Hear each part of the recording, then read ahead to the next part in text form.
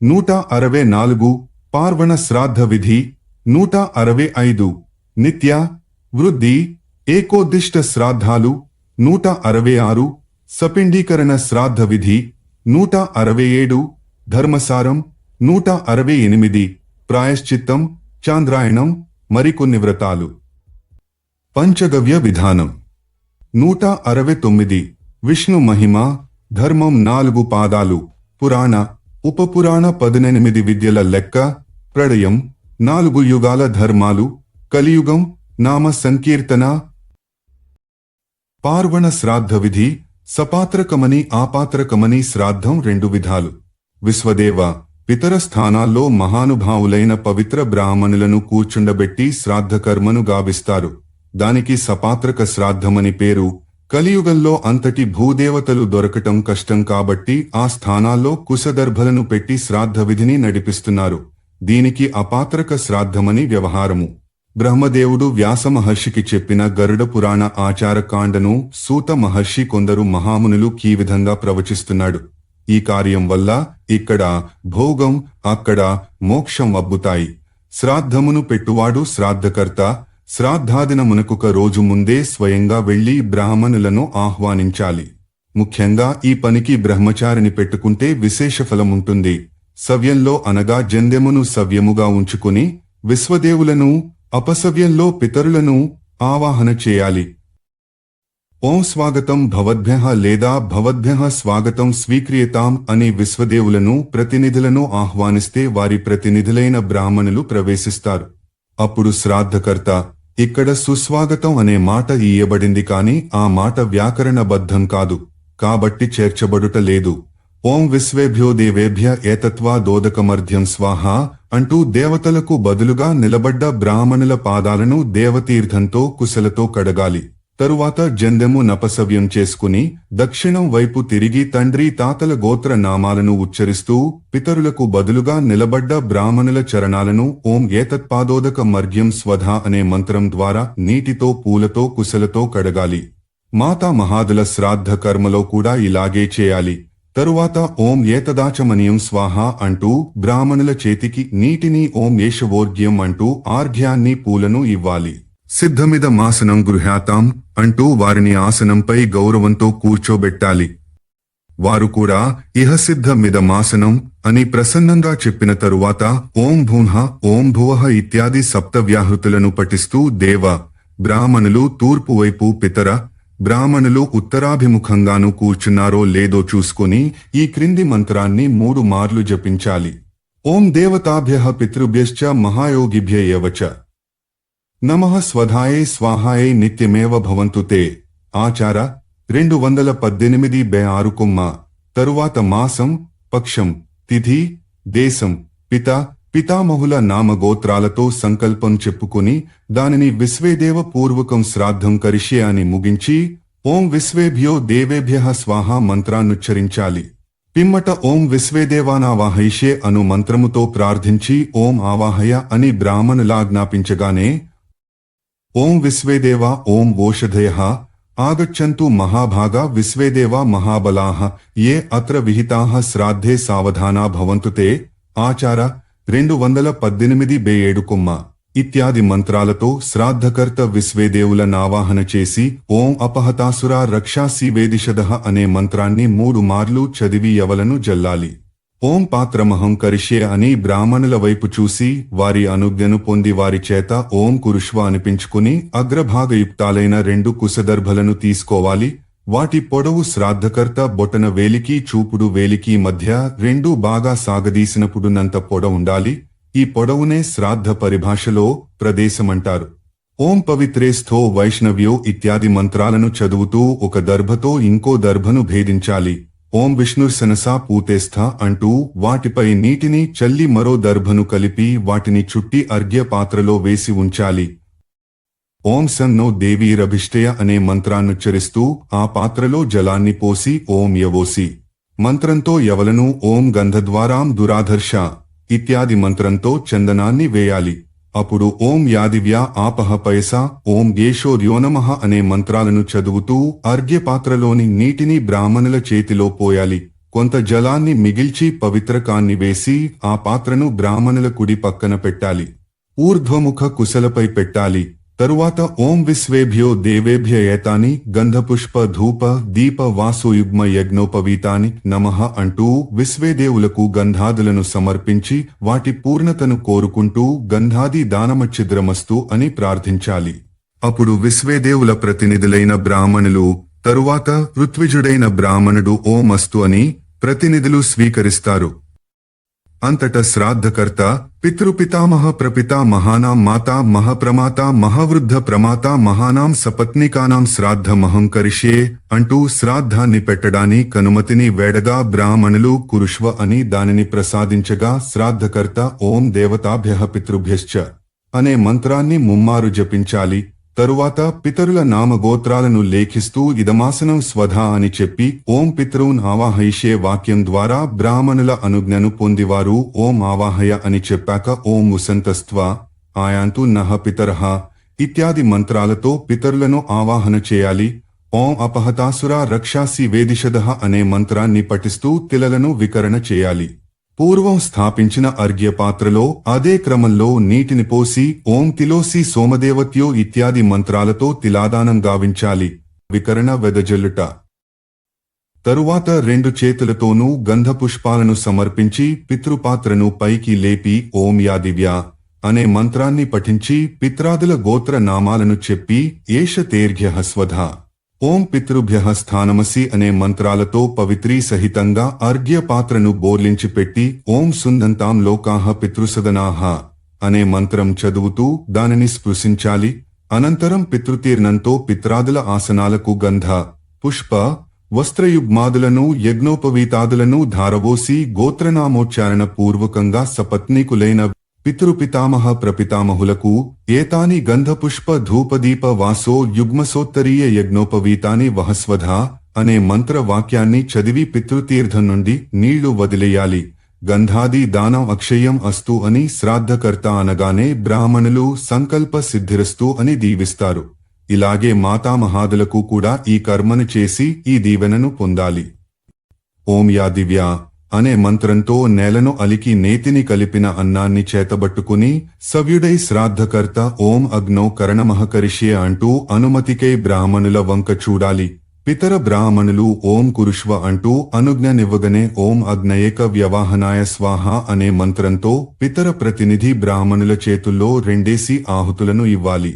మిగిలిన అన్నాన్ని పిండాలుగా చేసి ఒక సగాన్ని పితృపాత్రలోనూ మరొక సగాన్ని మాతృపాత్రలోనూ ఉంచాలి.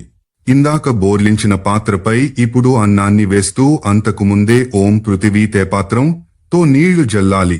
ఓం ఇదం విష్ణుర్విచక్రమే అనే మంత్రాన్ని చదవాలి. అన్నం మధ్యలోకి బొటన వేలిని క్రిందికి పెట్టి విష్ణు హవ్యం రక్షస్వ అనాలి.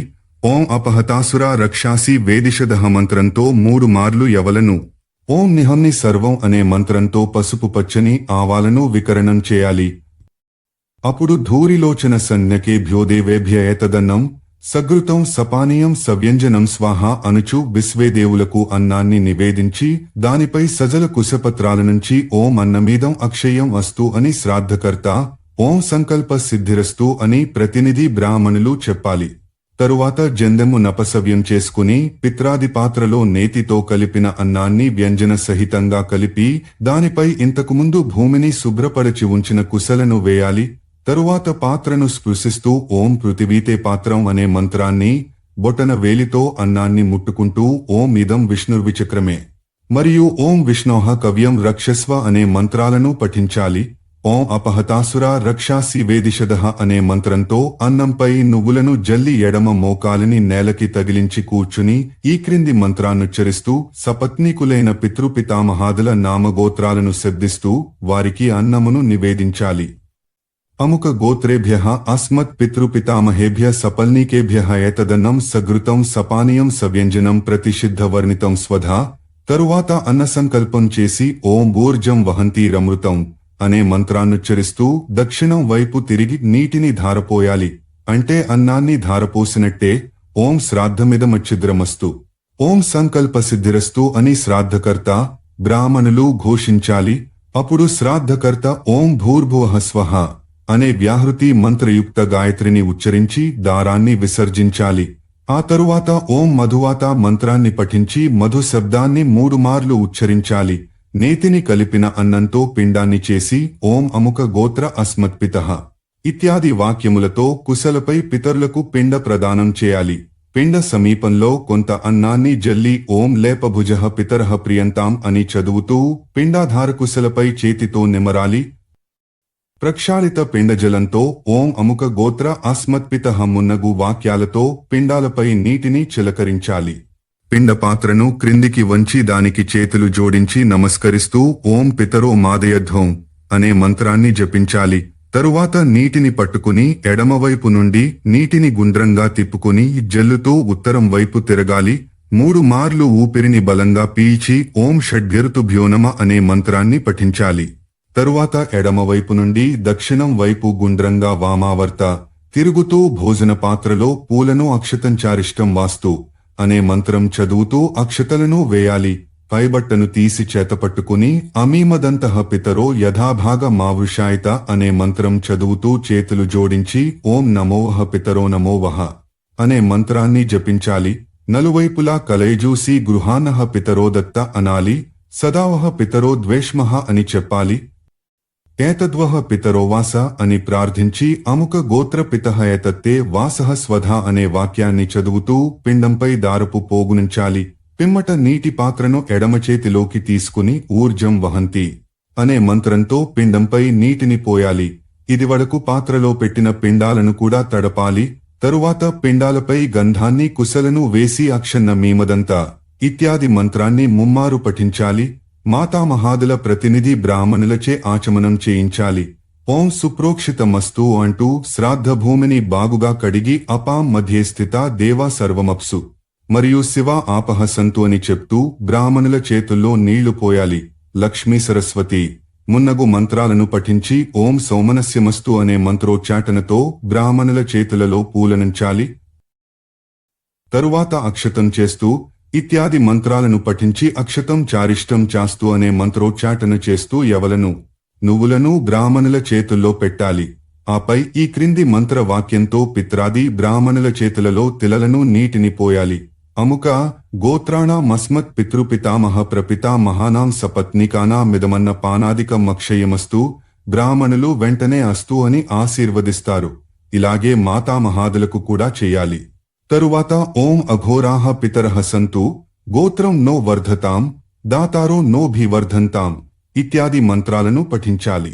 అనంతరం శ్రాద్ధకర్త బ్రాహ్మణుల అనుమతితో 2 అర్ఘ్య పాత్రలో పిండకాలకు బదులు పవిత్రకాల నుంచి కుశనిర్మిత పవిత్రకాలతో పితర బ్రాహ్మణులను స్పృశిస్తూ ఓం స్వధాం వాచయిష్యే అని స్వధామంత్రాన్ని చదవడానికి అనుమతిని వేడి పొంది ఓం పితృపితామహేభ్యో యథానామ శర్మాభ్యః సపత్నీకేభ్యః స్వధా ఉచ్యతాం అన్నప్పుడు బ్రాహ్మణులు అస్తు స్వధా అంటూ ఆమోదిస్తారు.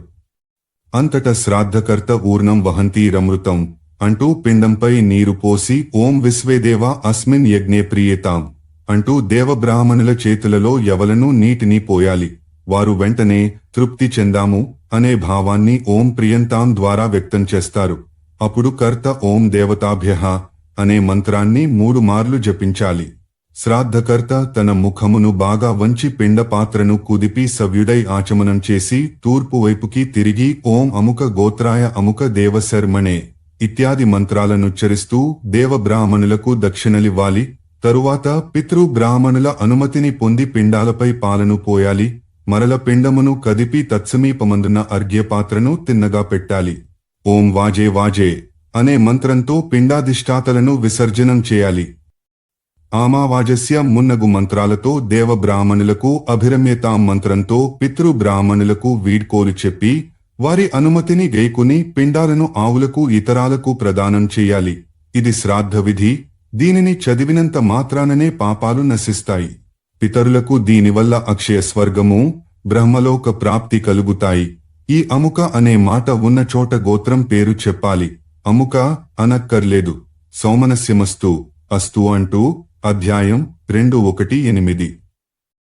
నిత్య వృద్ధి ఏకోద్దిష్ట శ్రాద్ధాలు.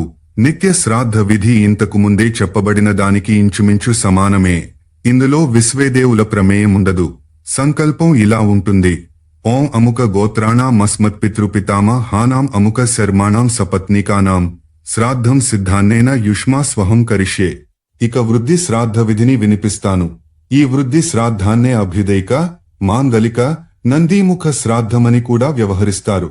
ఇదివరకు చెప్పినట్టుగానే కార్యక్రమం ఉంటుంది. ఇందులోని ప్రత్యేకత ఏమిటంటే పుత్రోదయమై ఆ పుత్రుని ముఖం చూడడానికి ముందే తండ్రి ఈ వృద్ధి శ్రాద్ధాన్ని పెట్టాలి. పూర్వాభిముఖంగా సవ్యంగా ఉండి యవలు, బదరీఫలాలు, కుశదర్భలు వాడుతూ దీనిని చేయాలి. దేవతీర్థ, నమస్కార, దక్షిణాదులు పాత శ్రాద్ధాలలాగే ఉంటాయి. యజమాని తన మోకాలిపై చేతిని వేసి ఆనందంగా చరుస్తూ విశ్వేదేవులను బ్రాహ్మణులపైకి ఆవాహన చేస్తూ వారితో, దేవ, మా ఇంట పుత్రోదయమైన శుభ సమయాన నా మాతృ పితృపక్షాల పితరులకు శ్రాద్ధం పెట్టదలుచుకుని వసు, సత్య అనే పేళ్లుగల విశ్వేదేవతలను మీపైకి ఆహ్వానిస్తున్నాను అని ప్రార్థించి వారి అనుమతిని పొంది ఓం విశ్వేదేవా స ఆగత అనే మంత్రాన్ని పూర్తిగా చదవాలి. అలాగే పితరులను కూడా పిలిచి కూర్చోబెట్టాలి. ఓం వసు సత్యసంజ్ఞకేభ్య ఇత్యాదిగా దేవతలను వారి వారి గోత్ర నామాలతో పితరులను కొలుచుకోవాలి. ఏకోద్దిష్ట శ్రాద్ధంలో విశేషమేమనగా ఈ క్రింది సంకల్ప వాక్యాన్ని చదివి బ్రాహ్మణుల అనుమతిని పొందివారికి అసనాదిక మర్యాదలు చేయాలి. అద్య అముక గోత్రస్య మత్పితుర ముఖదేవ శర్మణః ప్రతి సంవత్సరిక మేకోద్దిష్ట శ్రాద్ధం సిద్ధాన్నేనయు ష్మాస్వహం కరిష్యే. దీనిలోని మరొక ప్రత్యేక తరుచిరస్తవాదిక పఠనం చివరగా దక్షిణం వైపు తిరిగి అపసవ్యమై మిగిలిన అన్నాన్ని అగ్నిదగ్ధశ్చ తో మొదలయ్యే మంత్రాన్ని చదువుతూ అగ్ని కర్పించాలి. తరువాత అముక గోత్రమత్పితః అని చెప్తూ మండలరేఖపై జలాన్ని కుమ్మరించాలి. అధ్యాయం 219. ఓం పిండాః సంపన్నాః ఓం సుసంపన్నాః. సపిండీకరణ శ్రాద్ధ విధి. మనిషి మృతి చెందిన ఏడాదికి అదే తిథినాడు ఈ శ్రాద్ధాన్ని పెట్టాలి. దీనిని పద్ధతిగా సరైన సమయంలో చేస్తే ప్రేతానికి పితృలోక ప్రాప్తి కలుగుతుంది. సపిండీకరణ శ్రాద్ధాన్ని అపరాష్ట్రంలో పెట్టాలి. నియమాలు చాలా వరకు ఇతర శ్రాద్ధాలలాగే ఉంటాయి. అవి కాక అదనంగా ఉన్నవే ఇక్కడ చెప్పబడుతున్నాయి. పితామహాదుల ప్రతినిధి బ్రాహ్మణులనాహ్వానించినప్పుడు ఓం పురూరవో మాద్రవ సంజ్ఞకేభ్యో అనే మంత్రాన్నుచ్చరిస్తూ వారిని వామ పార్శ్వమందున్న ఆసనాలపై కూర్చుండబెట్టి పురూరవ మాద్రక నామకులైన విశ్వేదేవులను ఆవాహన చేయాలి. పితామహ ప్రపితామహానాం ఇత్యాది వాక్యాన్ని చదివి వారి ప్రతినిధి బ్రాహ్మణుల అనుజ్ఞను పొంది 3 పాత్రలను స్థాపించాలి. వాటిపై కుశదర్భల నుంచి ఆ పాత్రలపైనను చుట్టూనూ వేరే పాత్రలనుంచాలి. అన్య శ్రాద్ధాలలాగే అచ్చిద్రావధారణ దాకా చేయాలి. తరువాత దేవపాత్రాక్షి ద్రావధారణ చేయాలి. తరువాత యథావిధి క్రియను నడిపించి ఈ 3 పాత్రలను పైకి తీసి ఓం ఏ సమానాహ సమనసో ఇత్యాది మంత్రంతో పితృపాత్రలోని జలాన్ని పితామహ ప్రపితామహ పాత్రలలో పోయాలి. పవిత్రకాలతో సహా మిగతా 2 పాత్రలలోని జలాలను పితృపాత్రలో పోయాలి. తరువాత పితృబ్రాహ్మణుని చేతిలో అర్ఘ్య పాత్రలోని పవిత్రకాన్ని తీసి ఉంచి ఆయన తలపై, చేతులలో, పాదాలపై ఆ పాత్రలోని పూలనే సమర్పించాలి. తరువాత ఆయన చేతిలో నీటిని పోసి శ్రాద్ధకర్త తన 2 చేతులతో అర్ఘ్యపాత్ర నెత్తి పట్టుకుని ఓం యాదివ్య అముక గోత్రమత్పితా మహా ఇత్యాది మంత్ర వాక్యాలను పఠిస్తూ పితృపాత్రలోని కొంత అర్ధ్వాదకాన్ని పితామహ ప్రతినిధి చేతులలో పోయాలి. పవిత్రక సహితంగా పరిశిష్ట జలాన్ని పాత్రలో నుండి తీసి వేరే పాత్రలో పోసి దానిని ఇతర పాత్రల మధ్య దాచాలి. పితృబ్రాహ్మణుని వామపార్శ్వంలోని దక్షిణాగ్రకుశపై ఈ పాత్రను బోర్లించి పెట్టాలి. దీనిని న్యాయంగా సాంవత్సరిక శ్రాద్ధమనాలి గాని జనం సంవత్సరీకాలు అంటుంటారు. బనార్సీదాస్ ప్రచురణలో మాద్రకకి బదులు ఆద్రవ అనే పేరుంది. పితరులకు దేశింపబడిన కర్మకాండ వారికి తృప్తికరంగా చేయబడాలని అందరినీ ప్రార్థించుటనే అచ్చిద్రావధారణమంటారు. అర్ఘ్యపాత్రకు ఎక్కడా కన్నాలుగాని పగుళ్లుగాని లేకుండా పలుమార్లు పరీక్షించుకును క్రియనే దేవపాత్రాక్షి ద్రావధారణ మంటారు. ఇతర పాత్రల మధ్య దాచాలి. పితృబ్రాహ్మణుని వామపార్శ్వంలోని దక్షిణాగ్రకుశపై ఈ పాత్రను బోర్లించి పెట్టాలి. తరువాత పితామహాదులను గంధాదులతో సత్కరించి అగ్నౌకరణ చేసి అవశిష్ట అన్నాన్ని పితరుల పాత్రలలో వేయాలి. ఇలా ఆ తరువాత ఇతర శ్రాద్ధ కర్మలనే అనుసరిస్తూ బ్రాహ్మణులకు ఆచమనాన్ని తాంబూలాన్ని ఇవ్వాలి. అప్పుడు శ్రాద్ధకర్త సుప్రోక్షితమస్తు శివ ఆపహ సంతు అనే 2 మంత్రాలనుచ్చరిస్తూ వృద్ధ ప్రపితామహాది క్రమంలో బ్రాహ్మణుల చేతులలో జలప్రదానం చేస్తూ పితృ బ్రాహ్మణుల చేతులలో గోత్ర సాక్షయమస్తు అనాలి. తరువాత వారి చేతులలో తిలలతో కూడిన జలాన్ని పోస్తూ ఉపతిష్ఠతాం అనాలి. ఆ తరువాత అఘోరాహ పితరహ సంతు అనే వాక్యాన్ని శ్రాద్ధకర్త ఉచ్చరించగా అస్తు అని బ్రాహ్మణులు అంటారు. అలాగే స్వధాం వాచి అనగానే వారు ఓం వాచ్యతాం అంటూ అనుజ్ఞనిస్తారు. కర్త పితామహాదిభ్యః స్వధా ఉచ్యతాం అనగానే వారు అస్తు స్వధా అని అంటారు. అలాగే పితృభ్యః స్వధా ఉచ్యతాం అన్నప్పుడు కూడా అనుజ్ఞనిస్తారు. తరువాత శ్రాద్ధకర్త ఓం ఊర్ణమహంతి ఇత్యాది మంత్రంతో దక్షిణం వైపు తిరిగి జలధారనిచ్చి ఓం విశ్వేదేవా అస్మిన్ యజ్ఞప్రియంతాం అనే మంత్రాన్ని చదువుతూ దేవబ్రాహ్మణుల చేతులలో యవలను నీటిని అర్పించి ఓం దేవతాభ్య అనే మంత్రాన్ని 3 మార్లు పఠించాలి. పిండ పాత్రలను కదిలించి ఆచమన పూర్వకంగా బ్రాహ్మణులకు పితామహాది క్రమంలో దక్షిణలివ్వాలి. ఆశిషోమే ప్రదీయం తాం అనే వచనంతో ఆశీర్వాదాన్నర్థించాలి. బ్రాహ్మణులంతట ప్రతి గృహ్యాతాం అంటారు. తరువాత దాతారో నోభి వర్ధంతాం మున్నగు మంత్రాలను చదివి అర్ఘ్యపాత్రను పైకెత్తి పట్టుకుని వాజే వాజే ఇత్యాది మంత్రాలతో దేవబ్రాహ్మణులని అభిరమేతాం అనే మంత్రంతో పితృబ్రాహ్మణులని విసర్జించాలి. అంటే వీడ్కొల్పాలని అర్థం. శ్రాద్ధము, శ్రాద్ధకర్త, శ్రాద్ధఫలం ఈ 3 విష్ణురూపాలేనని బ్రహ్మదేవుడు వ్యాసమహర్షికి తెలిపాడు. అధ్యాయం 2:20. అగ్నౌకరణ ఒక విశిష్ట విధి. ఇందులో అపసవ్యమై నీటిలోకి 2 ఆహుతులను మంత్రపూర్వకంగా ఇస్తారు.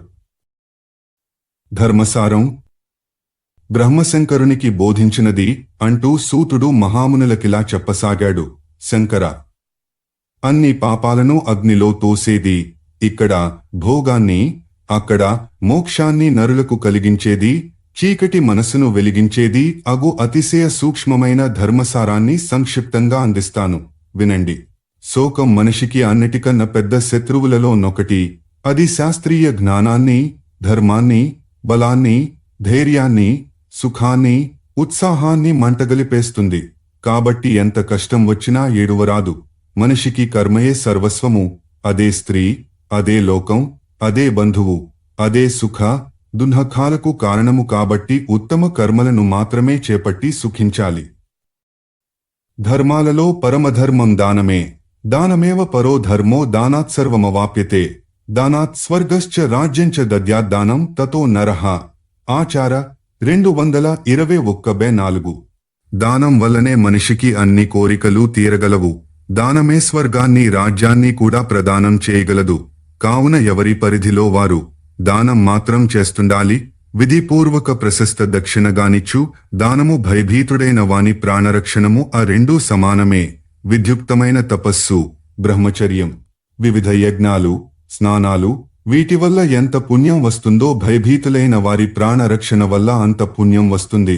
హోమ, జప, స్నాన, దేవతార్చనాది సత్కార్య తత్పరులై సత్య, క్షమ, దయాది సద్గుణాలతో జీవించేవారు స్వర్గ ప్రాప్తి నొందుతారు.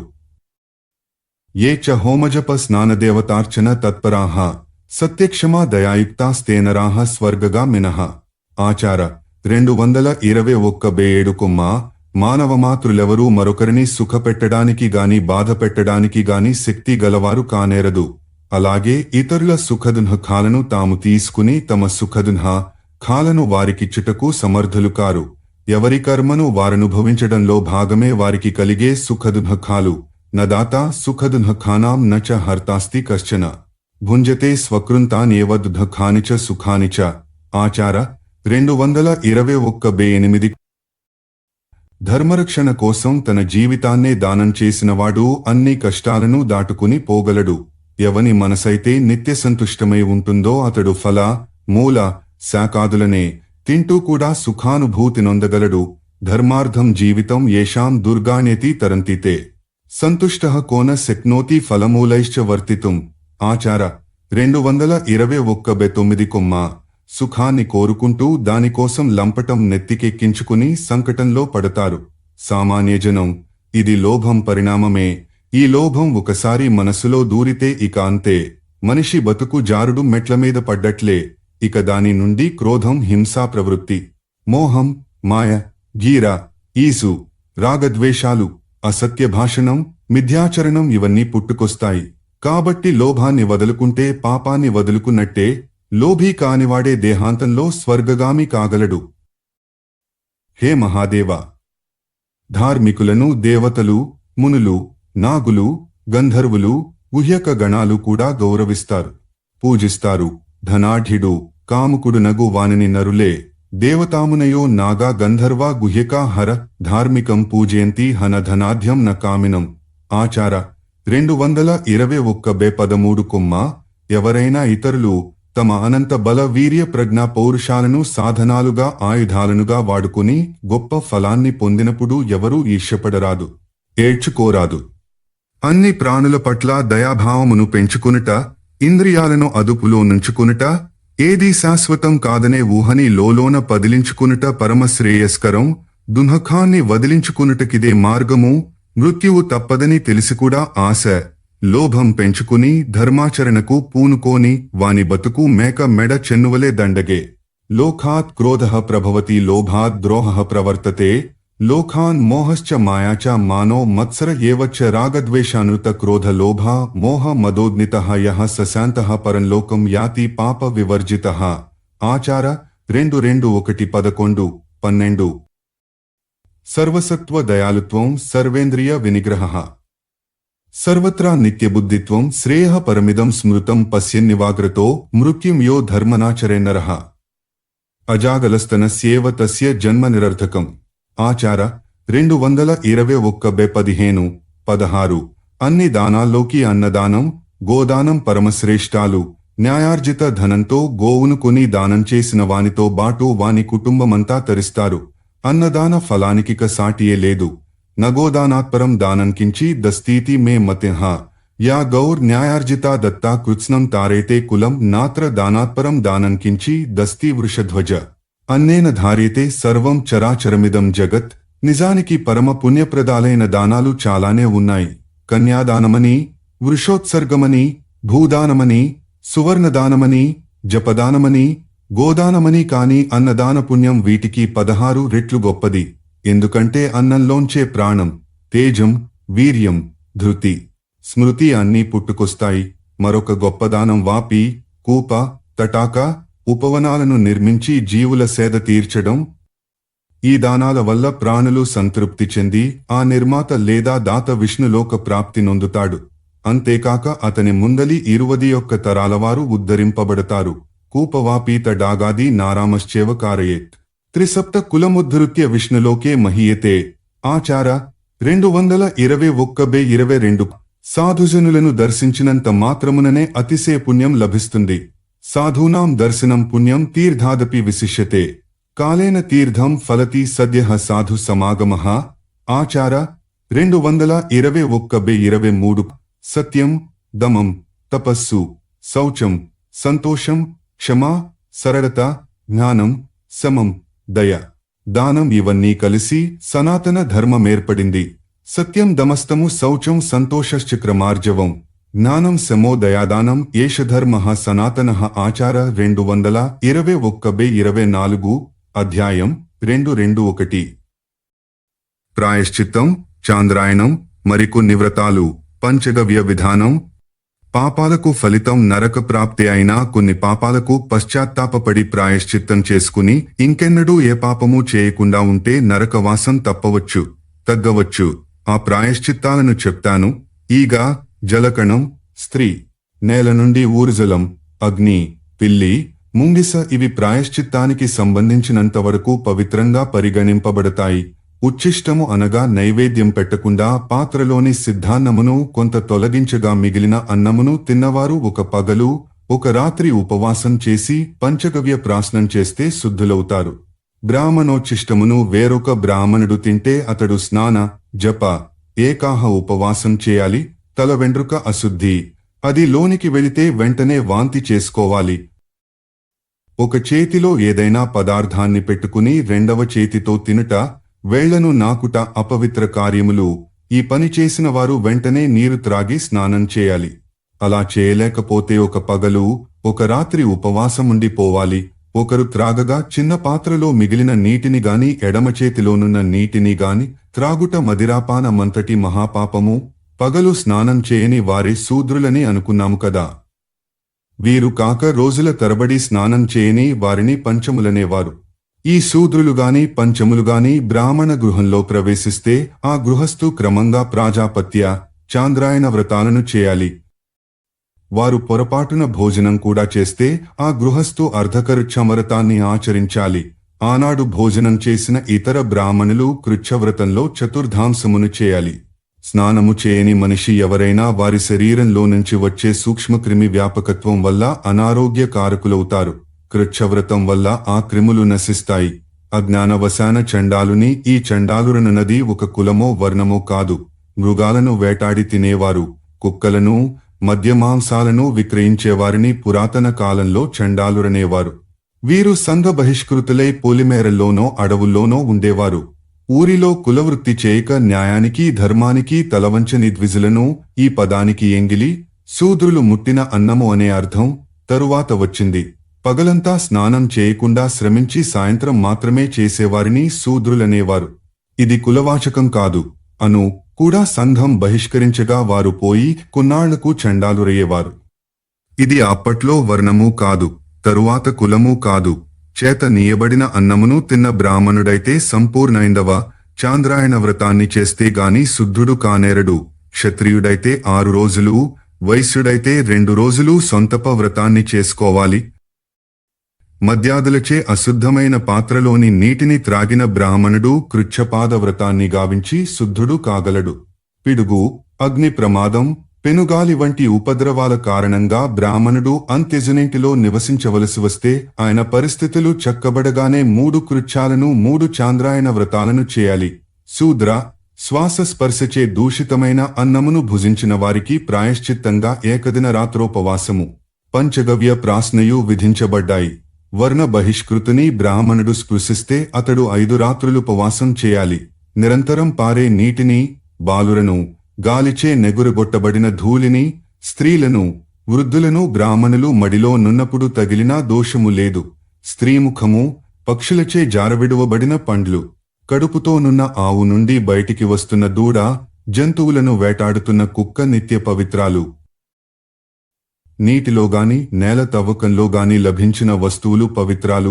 ధార్మిక కృత్యంలోనున్న బ్రాహ్మణునికి ఎవరి కాలైనా తగిలితే ఆ అశుద్ధి ఆచమనం ద్వారా నశిస్తుంది.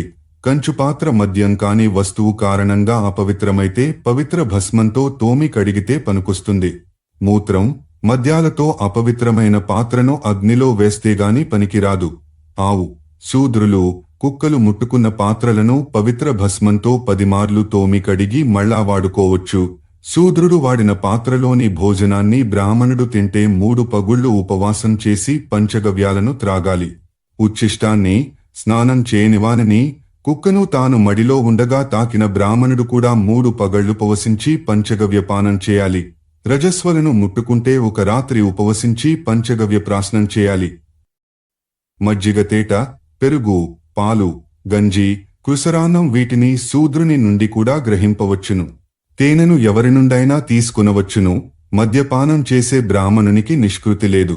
కొంతమంది అగ్ని కంటే నెక్కువ వేడిమిని గలిగి సలసల కాగుతున్న మద్యాన్ని తాగితే శుద్ధి కలుగవచ్చని అంటారు. సూతక గృహాలలో అనగా జననం లేదా మృతి కలిగి శుద్ధి కాని ఇంట్లో బ్రాహ్మణుడు భోజనం చేస్తే 500 మార్లు, క్షత్రియుడు చేస్తే 300 మార్లు గాయత్రి జపం చేయాలి. సూతక గృహం నుండి వచ్చిన పాత్రలు, నీరు త్రాగినా ఇదే ప్రాయశ్చిత్తం.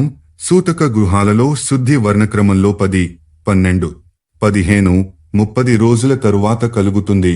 యుద్ధంలో రాజు, యజ్ఞదీక్షలో బ్రాహ్మణుడు, పరదేశంలో సర్వవర్ణులు మరణించినట్లు తెలియగానే స్నానం చేస్తే వెంటనే శుద్ధి అవుతుంది.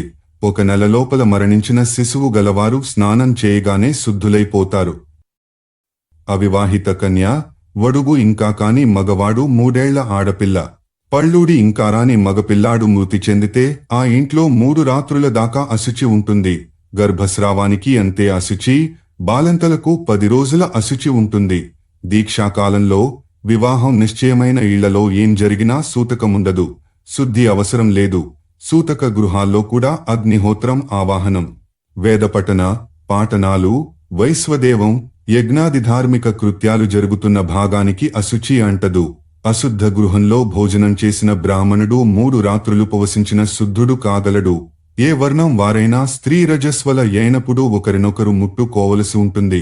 అట్టి సందర్భాలలో బ్రాహ్మణి 3 రాత్రుల, రాణి 2 రాత్రుల, వైశ్యని ఏకరాత్ర ఉపవాసాల తరువాత శుద్ధులవుతారు. శూద్ర స్త్రీ వెంటనే స్నానం చేసి శుద్ధురాలు కావచ్చు. కుక్క, నక్క, కోతి నూతిలో పడిపోతే ఆ నీరు త్రాగిన అగ్రవర్ణాలవారు క్రమంగా 3, 2, 1 దినాల ఉపవాసం తరువాతే శుద్ధులవుతారు. ఎముక, తోలు, ఎలుక లాంటివి నూతితో పడి ఉంటే వాటితో బాటు కొంత నీటిని బయటికి తోడి పంచగవ్యాలను నూతిలో తగుమాత్రంగా పోసి శుద్ధి చేయాలి. తటాక, పుష్కరిణ్యాదుల జలాలు దూషితమైతే ఆ వస్తువును తొలగించి 6 కడవల నీటిని ఆ ప్రాంతం నుండి తీసి పారేసి భస్మమును అంతటా జల్లి పంచగవ్యాలను పొయ్యాలి. రజస్వల విషయంలో 30 కుండల నీటిని తోడి పారబోయాలి. నిషిద్ధ స్త్రీ సంగమం, గోమాంస భక్షణం, మద్యసేవనం వంటి మహాపాతకములను చేసి పశ్చాత్తాపంతో కుమిలిపోతున్న చాతుర్వర్ణ్యులు క్రమంగా చాంద్రాయణ, ప్రాజాపత్య, శాంతపన, పంచదినోపవాస వ్రతాలు చేస్తే కొంత పాపశాంతి తరువాత గోదానం, అన్నదానం చేస్తే మరికొంత పాపదగ్ధము కలుగవచ్చు. పశువును కట్టడి చేయడానికని దాని ముందరి కాళ్లకు బంధం వేయడం మహాపాపం. ఇదేకాక ఇక ఏ విధమైన హింస వల్ల ఏ పశువు మరణించినా ఆ మనిషికి పాపం గట్టిగానే తగులుకుంటుంది. అతడు కృచ్ఛ పాదవ్రతం చేసి జీవితాంతము పశువులను ప్రాణప్రదంగా కాపాడుకుంటే ఆ పాపం దగ్ధమైపోతుంది. ఆవు ఎముకను గాని కొమ్మును గాని విరిచినా, చర్మంపై రక్తం కారేటట్టు కొట్టినా, తోకను కోసినా అంటుకునే పాపం సామాన్యమైనది కాదు. అది 15 రోజుల పాటు యావాక, బార్లీ, పానకమును మాత్రమే త్రాగుతూ బతికితేనే పోతుంది. ఇతర జంతువులను ఈ విధంగా హింసిస్తే దానికి ప్రాయశ్చిత్తం కృచ్ఛవ్రతం. తొలి రోజు ఏకభుక్తం, మలిరోజు నక్తవ్రతం, మరునాడు అయాచిత వ్రతం. ఈ మూడిటినీ కలిపి పాదకృచ్ఛవ్రతమంటారు. దీనికి రెట్టింపు ప్రాజాపత్యవ్రతమైతే దానికొక రోజును కలిపి ఆనాడు కటిక ఉపవాసం చేయడం కృచ్ఛవ్రతమవుతుంది. దీనిని మహాశాంతపనవ్రతమని కూడా అంటారు.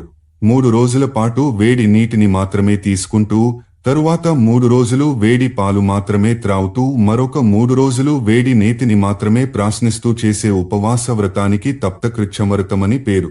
ఇది సమస్త పాపాలను హరించగలదు. 12 రోజుల పాటు నీటిని మాత్రమే త్రాగుతూ చేస్తే ఉపవాస వ్రతం పరాకవ్రతం. ఇది సర్వపాప వినాశకరం. శుక్లపాడ్యమి నాడు కొంచెం గ్రాసం పరిమాణం అన్నం తిని రోజుకొక గింజ పెంచుకుంటూ పోయి పున్నమి దాకా అలాగే చేసి మరునాటి నుండి ఒక్కొక్క గింజ తగ్గించుకుంటూ తిని అమావాస్య నాడు ఏమీ తినకుండా ఉండడం చాంద్రాయణ వ్రతం. ఈ నెల రోజులలోనూ రోజులో ఒక్కమారే తినాలి. ప్రశస్తమైన పంచగవ్యమెలా వస్తుందంటే బంగారు రంగున్న ఆవు యొక్క పాలు, తెల్లావు పేడ, రాగిరంగు ఆవు మూత్రం, నీలవర్ణ ధేనువు యొక్క నెయ్యి, నల్లావు పెరుగులకు కుశోదకమును కలిపితే ప్రశస్తమైన పంచగవ్యం తయారవుతుంది. ఇందులో మూత్రం 8 మాసలు, పేడ 4, పాలు 12, పెరుగు 10, నెయ్యి 5 మాసల పరిమాణంలో ఉండాలి. ఇది సర్వమల వినాశకం. అధ్యాయం 222. విష్ణు మహిమ, ధర్మం 4 పాదాలు, పురాణ, ఉపపురాణ 18 విద్యల లెక్క, ప్రళయం 4 యుగాల ధర్మాలు, కలియుగం, నామ సంకీర్తన. మహర్షి, ఇప్పటిదాకా మీరు విన్న ధర్మాలు, వ్రతాలు విష్ణు ప్రీతికరాలు కూడా. సూర్యాది దేవుల పూజ, పితృతర్పణలు, హోమాలు, సంధ్యావందనాలు, పురుషార్థ చతుష్టయ సిద్ధిని సమకూర్చే వ్రతాలు, వీటన్నిటినీ విష్ణు భగవానుడే స్వీకరించి మంచి ఫలితాలనిస్తాడు. విష్ణుదేవుడే ధర్మస్వరూపుడు. ఈ పూజలు, తర్పణలు, హవనాలు, సంధ్యావందనాలు, ధ్యాన ధారణాది సత్కర్మలన్నీ ఆయన రూపాలే. ఇంతవరకు చెప్పి ఆగాడు సూతుడు. కొంతసేపాగే సౌనకాది మహామునులారా, ఇప్పుడిక 4 యుగాలలో దీపించే ధర్మాన్ని వినిపిస్తాను అంటూ సూత మహర్షి ఇలా ప్రవచింపసాగాడు. 4000 యుగాలొక కల్పం, అది బ్రహ్మకొక పగలు అనుకున్నాము కదా. కృత, త్రేత, ద్వాపర, కలి అనేవి యుగాల పేర్లు. కృతయుగంలో సత్యం, దానం, తపం, దయ అనే 4 పాదాలతో ధర్మం నడుస్తుంది. ధర్మ సంరక్షకుడు శ్రీహరియే. ఈ రహస్యాన్ని కనుగొన్న జనులందరూ సంతుష్టులై జ్ఞానులై వెలుగొందుతారు. సత్యయుగపు మానవుల ఆయుధ ప్రమాణం 4000 సంవత్సరాలు. సత్యయుగాన్నే కృతయుగమని కూడా అంటారు. క్షత్రియులు ధర్మపాలన పైననే దృష్టిని కలిగి ఉంటారు. 4 వర్ణాల వారు సత్యసంధులై ధర్మపరులై ఉంటారు. అయితే హానికారక ప్రవృత్తులైన రాక్షసులు కూడా ఉంటారు. వారిని సర్వాధిక బలశాలియు సూర్యుడునైన విష్ణుభగవానుడు సంహరిస్తాడు. త్రేతాయుగంలో ధర్మం, సత్యం, దానం, దయ అనే పాదాల మీద నడుస్తుంది. ఈ యుగంలోని ప్రజలు యజ్ఞపరాయణులై ఉంటారు. లోకమంతా క్షత్రియుల వల్ల సురక్షితమై ఉంటుంది. విష్ణు భగవానుడు రక్తవర్ణుడై ఈ యుగంలో మానవులచే పూజింపబడతాడు. వారి ఆయువు 1000 సంవత్సరాలుంటుంది. ఈ యుగంలో హరిని భీమరథుడంటారు. రాక్షసులను క్షత్రియులే సంహరిస్తారు. ద్వాపరయుగంలో ధర్మం 2 పాదాలపైనే నిలబడి ఉంటుంది. విష్ణు భగవానుడు పీతవర్ణుడై ఉంటాడు. మానవుని ఆయుధ ప్రమాణము 400 ఉంటుంది. బ్రాహ్మణ, క్షత్రియ వర్ణముల వారు లోకమంతటా వ్యాపిస్తారు. లోకుల అల్పబుద్ధిని చూసి విష్ణువే వ్యాసునిగా పుట్టి వేదాలను విభజించి వైదిక ధర్మాన్ని వ్యాప్తిలోకి తెస్తాడు. తన శిష్యులలో పైలునికి ఋగ్వేదాన్ని, జైమినికి సామవేదాన్ని, వైశంపాయనునికి యజుర్వేదాన్ని, సుమంతునికి అథర్వవేదాన్ని ప్రసాదించి ప్రచారం చేయడానికి కనుగొనిస్తాడు. వేదాంగాలను, పురాణాలను సూతునికి అనుగ్రహిస్తాడు. అన్ని పురాణాలు, వేదాలు పూర్తిగా తెలిసినవాడు శ్రీహరి ఒక్కడే. పురాణం పంచలక్షణం అని చెప్పబడింది. సర్గ, ప్రతిసర్గ, వంశ, మన్వంతర, వంశానుచరితములే ఆ 5 లక్షణాలు. 18 పురాణాల పేర్లను గుర్తుంచుకోవడానికి మన పెద్దలొక శ్లోకం చెప్పారు. ఇలా: బ్రత్రయం భద్వయం చేవ మద్వయం వ చతుష్టయం అనాపలింగ కూస్కాని పురాణాని ప్రచక్షతః. బ్ర అనే అక్షరంతో 3, భ అనే అక్షరంతో, మా అనే అక్షరంతో, వ అనే అక్షరంతో 4, నా, ప, లిం, గ, కు, స్కాలతో ఒక్కొక్కటి. ఈ పట్టికలో శివపురాణం లేదు. గరుడ పురాణ పట్టికలో వామన పురాణం కానరాదు. పురాణ విజ్ఞానం 18 రూపాలుగా విభక్తమై ఉంది. అవేమనగా బ్రహ్మ, పద్మ, విష్ణు, శివ, భాగవత, భవిష్య, నారదీయ, స్కంద, లింగ, వరాహ, మార్కండేయ, అగ్ని, బ్రహ్మవైవర్త, కూర్మ, మత్స్య, గరుడ, వాయు, బ్రహ్మాండ పురాణాలు. మునులు పలు ఉపపురాణాల పేర్లు కూడా వినిపిస్తుంటారు. మొదటి ఉపపురాణం సనత్కుమారుడు చెప్పినది. ఇదే సనత్కుమార సంహితయ. రెండవది భగవంతుడైన నృసింహునిచే ఉపదేశింపబడినది. మూడవది కుమారస్వామి చెప్పినది కాగా నాల్గవది నందీశ్వరుడు చెప్పిన శివధర్మ లేదా శివధర్మోత్తర పురాణం. ఆశ్చర్య లేదా అద్భుత పురాణం దుర్వాసకృతం, నారదుడు చెప్పినదొకటుంది. ఇలాగే కపిల, ఉసన మహర్షులు చెప్పిన ఉపపురాణాలున్నాయి.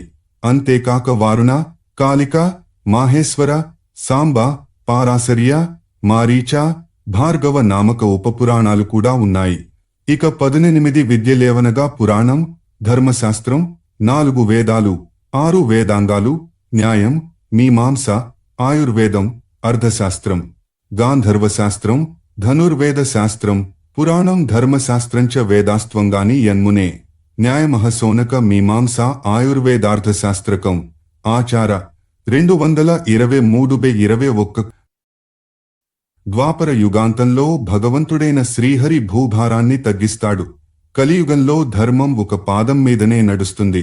భగవానుడైన అచ్యుతుడు కృష్ణవర్ణుడే ఉంటాడు. ఈ యుగంలో ప్రజలు సామాన్యంగా దురాచారులై నిర్దయులై ఉంటారు. సత్వరజస్తమో గుణాలు ప్రస్ఫుటాలవుతాయి. ముఖ్యంగా చివరి 2-4 యుగాలపై అవగాహన ఈ క్రింది శ్లోకాల ద్వారా కలుగుతుంది. ప్రభూతశ్చేదా సత్వం మనోబుద్ధింద్రియాణి చ. తదా కృత యుగం విద్యాత్ జ్ఞానే తపస్యద్రతః యదా కర్మసు కామ్యేషు శక్తిర్యససే దేహినా. తదా త్రేతా రజో భూత్యః ఇది జానీహి సోనక. యథాలోభస్త్వ సంతోషో మానో దంభశ్చ మత్సరః కర్మణాం చాపి కామ్యానాం ద్వాపరం తద్రజస్తమః యదా సదానుతం తంద్రా నిద్రా హింసాది సాధనం. శోక మోహో భయం దైన్యం స కలిస్తమసి స్మృతః. కలియుగం గడుస్తున్న కొద్దీ మానవులకు కామాసక్తి పెరుగుతుంది. కటువుగా మాట తీరుంటుంది. జనపదాలను దొంగలు, దోపిడీ దొంగలు ఆక్రమిస్తారు. వేదాలు పాఖండ దూషితాలవుతాయి. రాజులు ప్రజల సర్వస్వాన్ని హరిస్తారు. ప్రజలు మైథునానికి, పొట్టపోషణకి తప్ప ఇక దేనికి ప్రయత్నించరు. బ్రహ్మచర్యమనే మాటే వినబడదు. గృహస్థులు, సన్యాసులు కూడా లోభులైపోతారు. తపస్సులెక్కడో మారు మూలాల్లోకి వెళ్లిపోతారు. దైవాన్నికన్నా ధనాన్నే నమ్ముకుని ప్రజలు జీవిస్తుంటారు. లఘు శరీరులై ఉండి కూడా అమిత భోజనులై నడివయస్సులోనే అనారోగ్యం పాలై చతికిలబడిపోతారు. ప్రజలెప్పుడైతే దొంగలను పట్టుకొచ్చి సాధువులను చేసి ఇతరులను నమ్మించి డబ్బు చేసుకుంటారో అప్పుడే కలియుగం పరకాష్ఠకు చేరుకుందని తెలుసుకోవాలి. ఈ యుగానికి పట్టని జాడ్యాలు లేవు. ఈ మనుజులు పాల్పడని పాపాలుండవు. ఇంకా కొందరు సజ్జనులు మిగిలే ఉంటారు. వారికి సుఖజీవనాన్ని ప్రసాదించే సాధనమొక్కటే, అదే శ్రీకృష్ణ సంకీర్తనం. ఆ సంకీర్తనం ద్వారానే మనిషి సంసారమనే మహాబంధనంలో చిక్కుకోకుండా కర్మిష్టిగా జీవించగలడు. జనన మరణాల ఉచ్చు నుండి తప్పించుకోగలడు. కృతయుగంలో ధ్యానం, త్రేతాయుగంలో జపం, ద్వాపర యుగంలో దేవునికి సేవ, కలియుగంలో ఆయన గుణ, లీలా, నామ సంకీర్తనం ముక్తిదాయకాలు. కలేర్దోషనిధోర్ విప్రా అస్తి హ్యోకే మహాగుణః కీర్తనాదేవ కృష్ణస్య మహాబంధం పరిత్యజేత్. కృతే యధ్యాయతో విష్ణు. త్రేతాయాం జపతః ఫలం ద్వాపరే పరిచర్యాయాం కలౌ తద్దరి కీర్తనాత్. తస్మాద్ధేయో హరిర్నిత్యం గేయః పూజ్యశ్చ సౌనక. ఆచార 2:2-3:35-37. ప్రళయం నైమిత్తికమని ప్రాకృతికమని రెండుగా చెప్పబడింది. 4000 యుగాలకొకమారు వచ్చే ప్రళయాన్ని బ్రహ్మలయమని, నైమిత్తిక ప్రళయమని అంటారు. ఇది కాక కొన్ని కల్పాలకొకమారు వచ్చేది ప్రాకృతిక ప్రళయం, బ్రహ్మలయం. కలియుగాంతంలో 100 ఏళ్లపాటు అనావృష్టి ఏర్పడుతుంది. ఆకాశమండలంలో ప్రచండ రూపంతో అంతటినీ మండించే 7 సూర్యులుదయిస్తారు. వారు ముల్లోకాలలోనూ గల జలాన్ని ఇంకించి వేస్తారు. అప్పుడు విష్ణు భగవానుడే రుద్ర స్వరూపుడై భువః స్వః మహః జన పాతాళలోకాల్లోని సమస్త చరాచర సృష్టిని దహించివేస్తాడు. తరువాత సంవర్తకములను, పేరుగల మేఘాలను సృష్టిస్తాడు. అవి 100 ఏళ్లపాటు భయంకర వృష్టిని అలా కురిపిస్తూనే ఉంటాయి. విష్ణు రూపుడైన వాయువు మిక్కిలి వేగంతో 100 ఏళ్లపాటు వీస్తాడు. అప్పుడు ప్రపంచమంతా సముద్రమే అయిపోతుంది. ఆ సముద్రంలో అనంత శయ్యపై విష్ణువు శయనిస్తాడు. అలా 1000 ఏళ్లు శయనించిన పిమ్మట లేచి ఆయనే మరల జగత్తును సృష్టిస్తాడు. ఇప్పుడు ప్రాకృతిక ప్రళయాన్ని వర్ణిస్తాను.